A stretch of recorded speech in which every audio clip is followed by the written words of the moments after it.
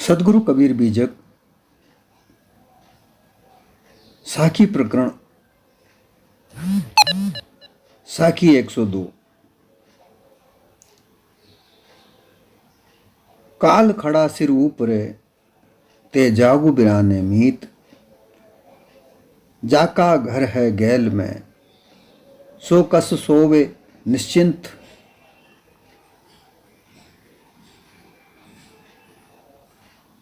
सदगुरु कबीर मानव जीवन की उस अंत समय की बात कहकर मानव मात्र को चेताना चाहते हैं कि जहां ये देह छूटने का समय है, वही समय काल कहकर पुकारा जाता है।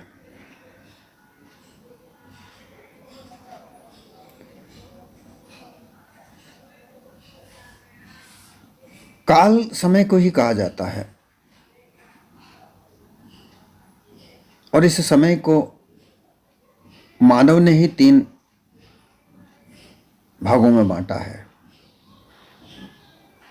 ये जो सब नामांकरण जो किए जाते हैं, ये सब जो भी किए गए हैं, ये मानव ने ही किए गए हैं। जैसे जैसे इसकी बुद्धि आगे बढ़ती गई, जैसे जैसे इसमें बोध भाव आता गया, वैसे वैसे इसने विभिन्न प्रकार के नामांकरण मानव जीवन के साथ जुड़े हुए पहलुओं के किए गए।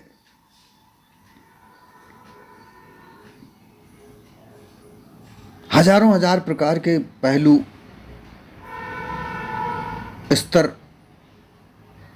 विचार सब मानव जीवन से जुड़े हुए हैं। उन सब का नाम मानव ने ही बनाया है।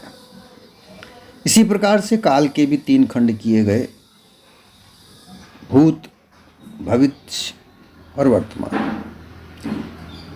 भूतकाल जो गुजरा हुआ काल है, गुजरा हुआ समय है, जिसमें मानव जन्म का समय गुजर जाता है। जब वो मानव जो जन्म लेता है, वह एक पिंड के रूप में जन्म होता है। वो आगे बढ़ता है, बच्चा, किशोर अवस्था, जवान, बूढ़ा, वृद्ध होता हुआ अंत में शरीर छूट जाता है। ये सब जीवन की जो यात्रा है, ये 3 भागों में बांटी जाती है। बचपन गुजर जाता है, जवानी आ जाती है, जवानी वर्तमान हो जाती है और बचपन भूतकाल हो जाता है। फिर बाद में जवानी गुजर जाती है, बुढ़ापा आ जाता है, बुढ़ापा वर्तमान हो जाता है और जवानी भूतकाल हो जाती है। और फिर बुढ़ापा से वृद्धावस्था आती है।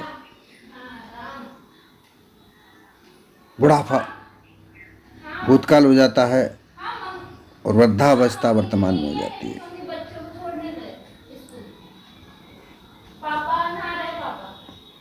और इसमें वर्तमान जो आने वाला समय है, बालकपन बीतने के बाद जो जवानी आएगी वह भविष्य है। जवानी बीतने के बाद में वृद्धावस्था आएगी, ये भविष्य है। वृद्धावस्था बीतने के बाद, बुढ़ापा बीतने के बाद वृद्धावस्था आएगी, ये भविष्य है। इस तरीके से ये कालखंड भी मानव ने ही बनाए हैं।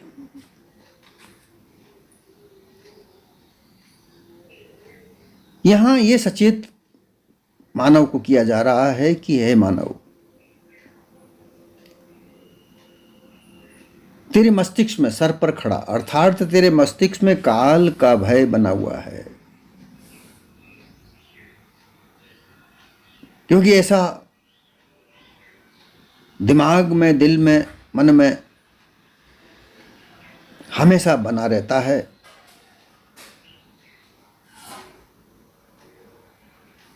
ये इसके फिर विभिन्न प्रकार के हम विचार करें तो ये देखा जाता है कि समय, कहीं समय को गुजारने के लिए कई कई प्रकार के मनोरंजन साधन किए जाते हैं। कहीं जुआ खेला जाता है, कहीं शराब पी जाती है, कहीं नाच रंग किए जाते हैं, अर्थात समय व्यतीत करना है। कहीं समय का इंतजार किया जाता है,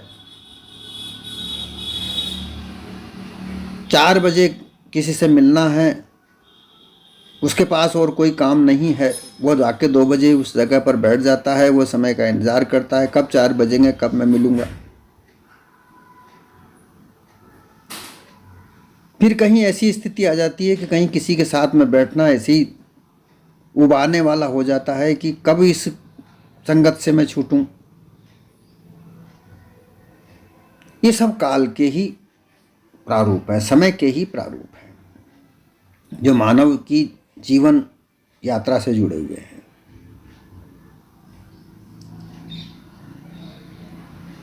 मानव अपने जीवन काल को, जीवन यात्रा को अचेत होकर चलता है।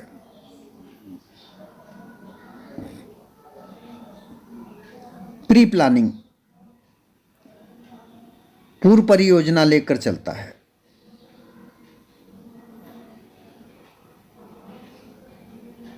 यहां पर यह कहा जा रहा है कि मानव को पूर्व परियोजना लेकर मानव जीवन को, अपने जीवन को आगे चलना चाहिए।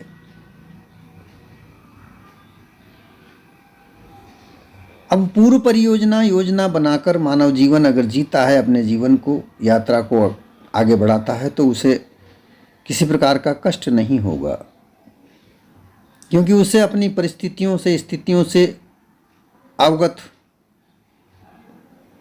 होते रहना चाहिए, अर्थात अपडेटिंग होती रहनी चाहिए।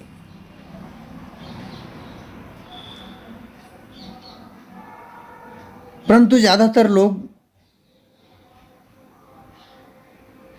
केवल आनंद प्राप्त करने के लिए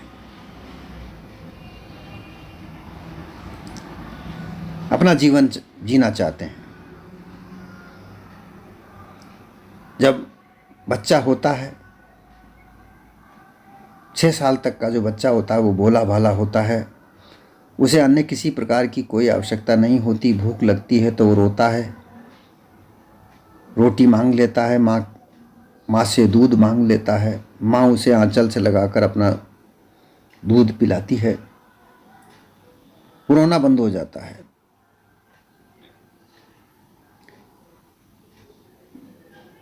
उस 6 साल के बच्चे की आवश्यकताएं माता पिता जानकर समझकर पूरी करते हैं। उसे क्या चाहिए, ये माता पिता उसे पूरी करते हैं। इसलिए माता पिता को अपने बच्चे की पूर्ति के लिए क्या क्या आवश्यकता है, ये जानना जरूरी है। अगर वो नहीं जानते तो उससे बच्चे का भरण पोषण सही तरीके से नहीं हो पाता है, इसलिए उसको जानना आवश्यक होता है।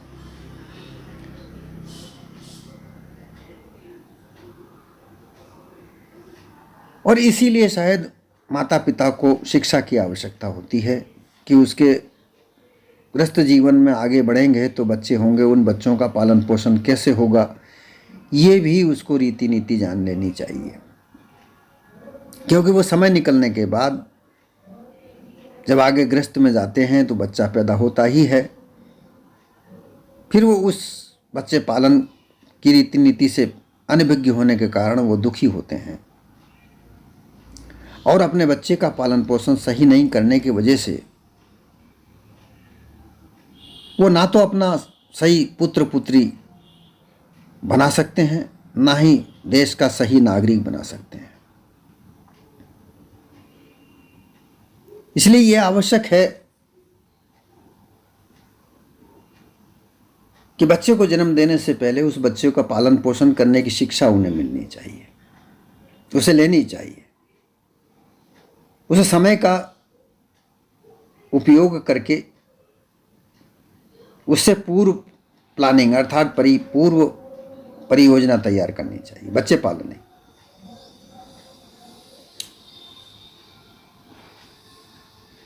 फिर जब बच्चे बड़े हो गए तो उनकी शादियां होती हैं, चाहे पुत्री हो चाहे पुत्र हो। उसके लिए भी उसके पास जानकारी होनी चाहिए किस तरह की बच्ची के साथ, किस तरीके के बच्चे के साथ शादी होनी है, शादी में कितना खर्चा करना, ये सब प्लानिंग उसे करनी है।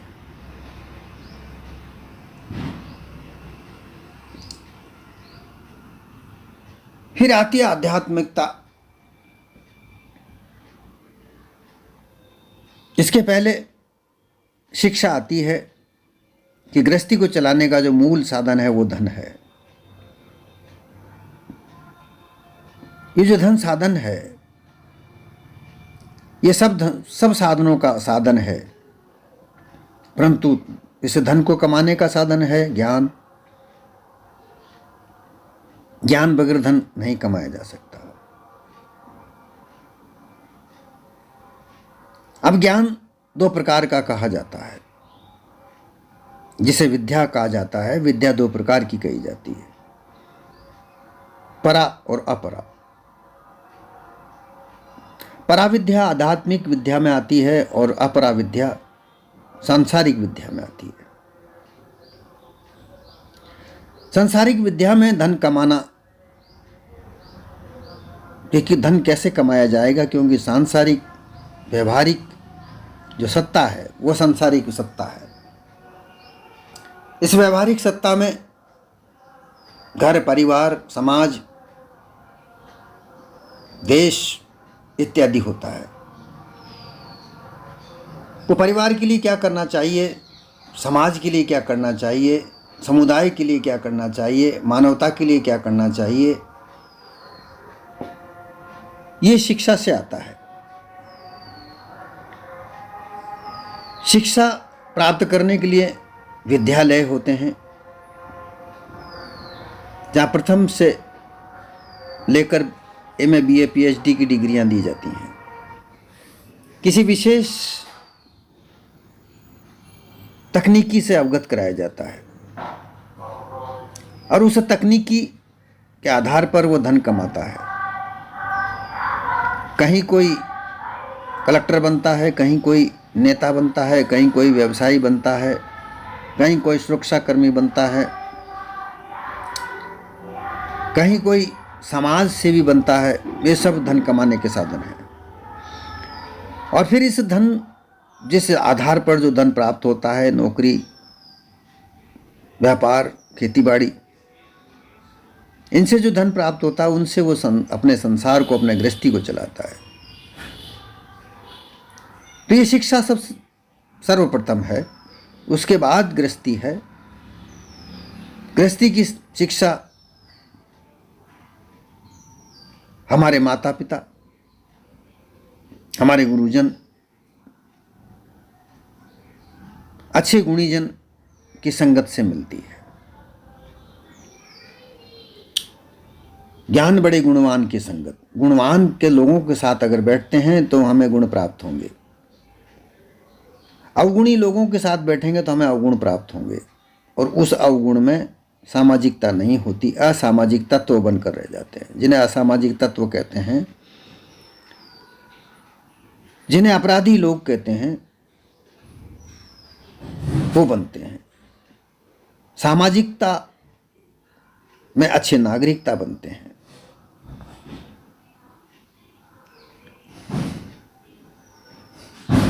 फिर गृहस्थी में रह करके अपने बच्चों का पालन पोषण, शिक्षा दीक्षा दिलाना, माता पिताओं की सेवा करना, अपने समुदाय समाज की सेवा करना, ये सब धन के आधार पर होता है।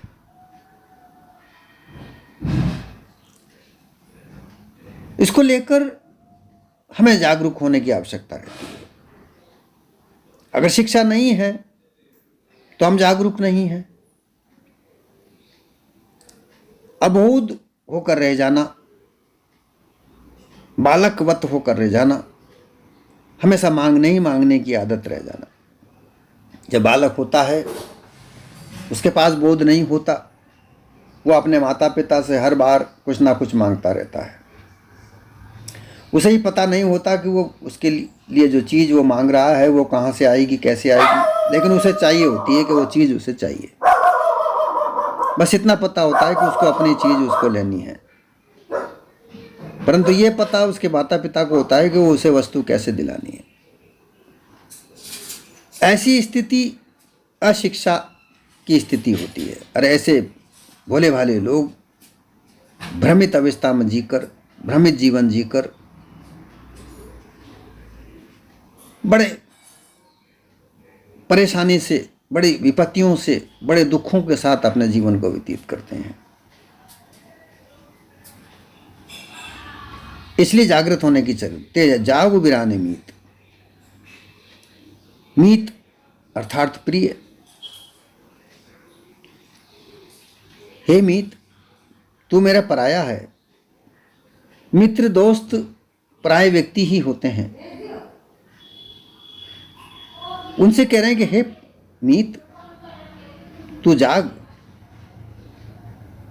क्योंकि जागे बिना, जागृत बिना अर्थात ज्ञान के बिना, शिक्षा के बिना तेरा ये मानव जीवन है बिल्कुल पशु की तरह है।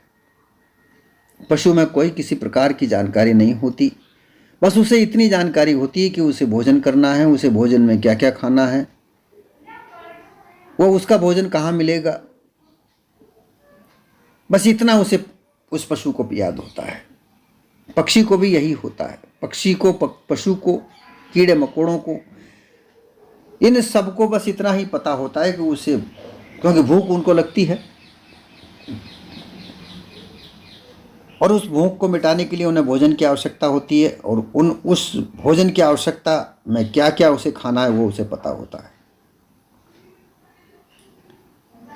फिर वह मैथुन करता है। पशु पक्षी कीड़ा मकोड़े सब मैथुन करके बच्चे पैदा करते हैं। फिर वो आराम करते हैं, विश्राम करते हैं, नींद निकालते हैं। उनमें मोह होता है, क्योंकि बच्चों के लिए वो चिड़िया भी जब तक बच्चे उड़ने लायक नहीं होते, वो चोंच में उनके लिए दाना लेकर आकर उनके चोंच में देती है, मुंह में देती है। वो अनायास भय से डरे रहते हैं, उनको भय लगा रहता है।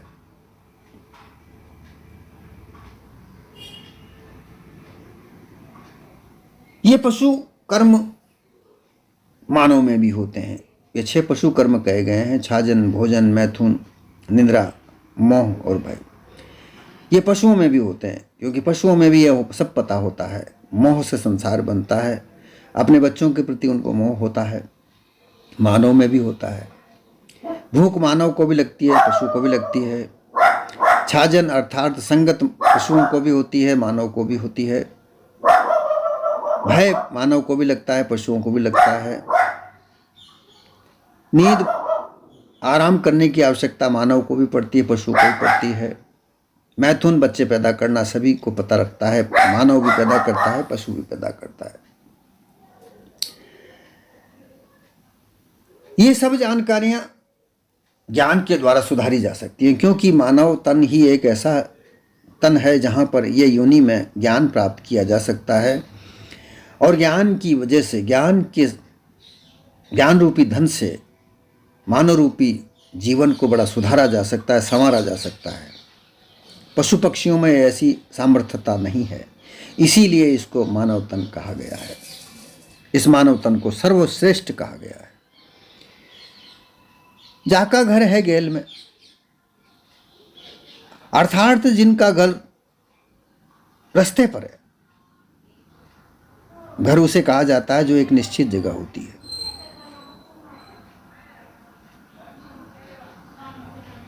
अब वो घर छोटी सी झोंपड़ी से लगाकर बड़े बड़े महल दुमेले भी हो सकते हैं।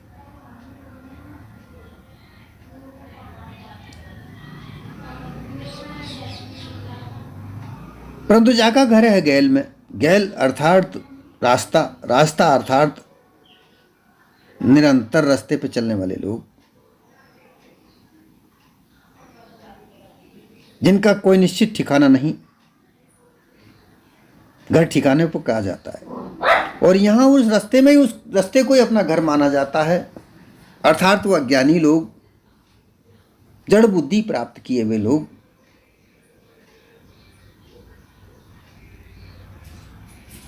जिनका घर रास्ते में ही है, जिनका चलने का ही काम है, जहां कोई उनके लिए निश्चितता नहीं है, विश्राम लेने की कोई निश्चित जगह नहीं है, अपने आप को अनिश्चित मंजिल की ओर आगे बढ़ते जा रहे हैं, ऐसे लोग अपने इस मानव जीवन को व्यर्थ ही गंवा रहे हैं। मानव जीवन की मौज को वो नहीं प्राप्त कर पा रहे हैं।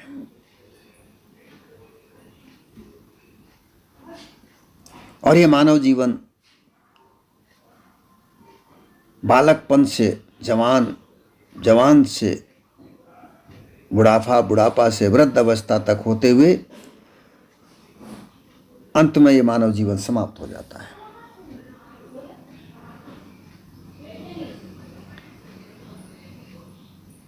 इसी के लिए मानव जीवन को चेताने के लिए यह साखी कही गई है।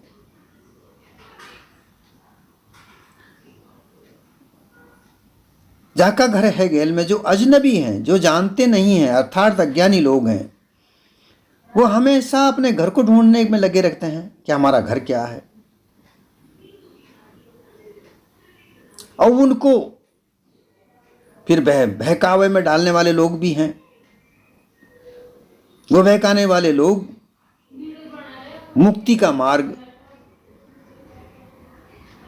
बताकर के 4 प्रकार की मुक्तियां बताते हैं। सालोक्य, सामीप्य, सायुज्य, सारुज्य। और वो मुक्ति प्राप्त करने का रास्ता बताते हैं। तुम दान करो, पुण्य करो, स्नान करो, नदियों में जा जाकर, तीर्थों में जाकर होम यज्ञ करो और चढ़ावा चढ़ाओ, हमारे यहाँ आकर अनुष्ठान करो, इसी में तुम्हें मुक्ति मिलेगी। और ये मुक्ति तुमको मरने के बाद मिलेगी। वो फिर इतना भी कहते हैं कि वो मुक्ति तुम्हें मरने के बाद मिलेगी, जीवित तो मिल ही नहीं सकती, क्योंकि जीवित मुक्ति मिलने का कोई ठिकाना नहीं। मुक्त ठिकाना जीवित नहीं है, जीवित नहीं है। ऐसी भ्रांतियां फैलाकर, ऐसी भ्रांतियां डालकर लोगों को बहकाया जाता है, भरमाया जाता है और उससे केवल अपना मुनाफा कमाया जाता है।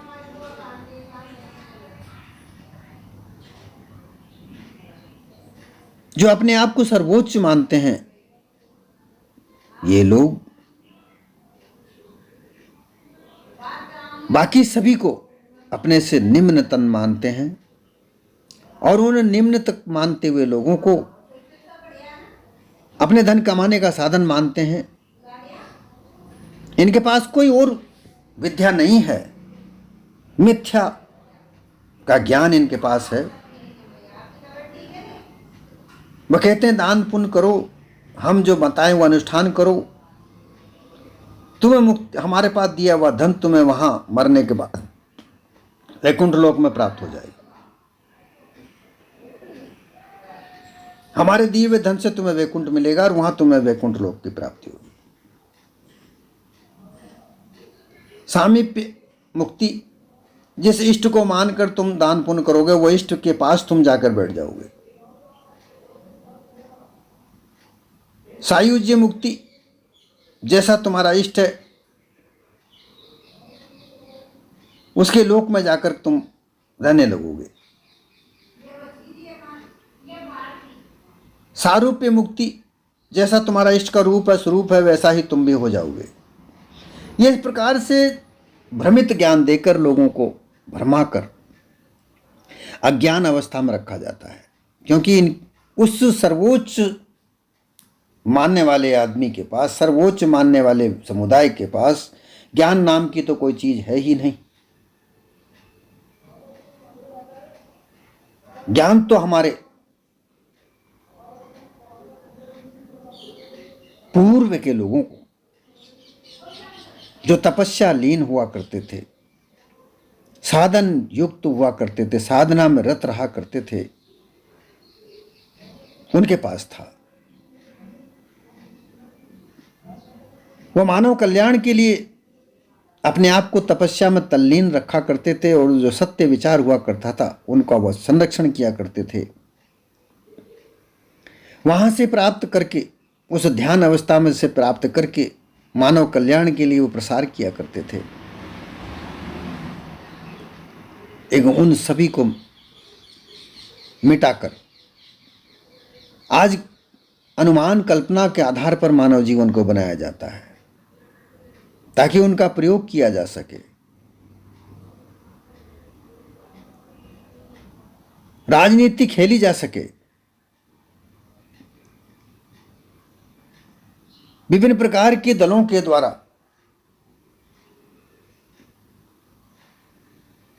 राज करने की नीति, अर्थात उन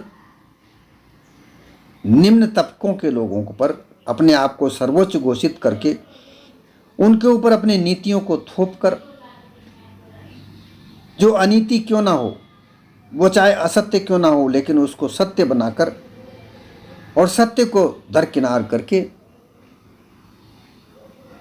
अपने आप को सर्वश्रेष्ठ घोषित करके मानवता का कल्याण ना करके केवल अपना स्वयं का कल्याण करने के लिए छल कपट पाखंड की नीतियां अपनाकर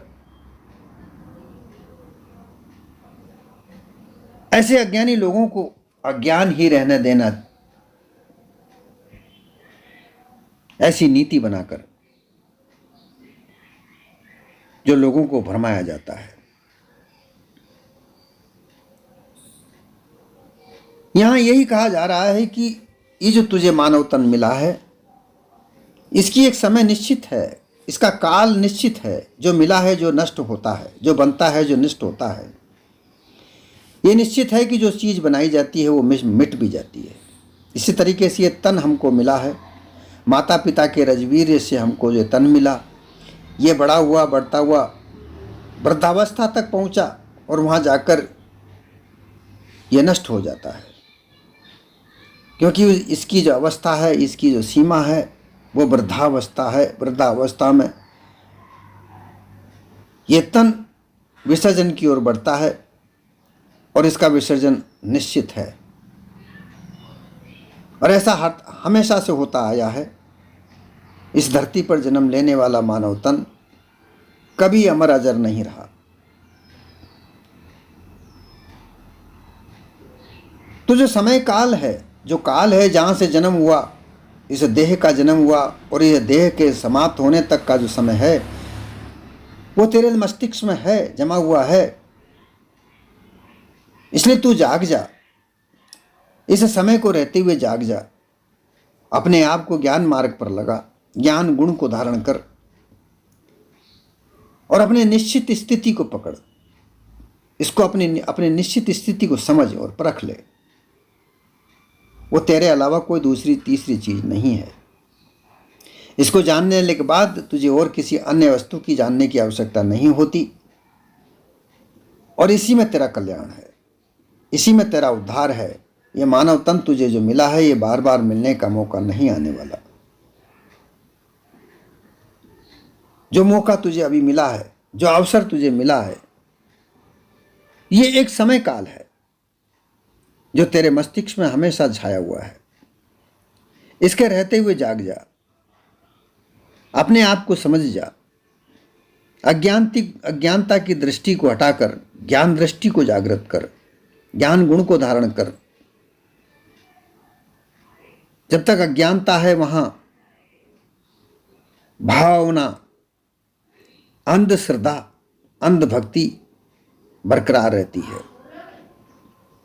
और जहां ज्ञान दृष्टि आती है वहां श्रद्धा तो अवश्य है, परंतु वह श्रद्धा सत्य का आधार होती है, सांच का आधार होती है और उसी में इस मानव जीवन का कल्याण है, जहां मानवता स्थिरता होकर रहती है, जहां किसी मानव को मानव से कष्ट नहीं, जहां मानव किसी मानव से मानवता से ऊंच नीच नहीं, सदा सब बराबरी होती है, सदा कल्याण होता है।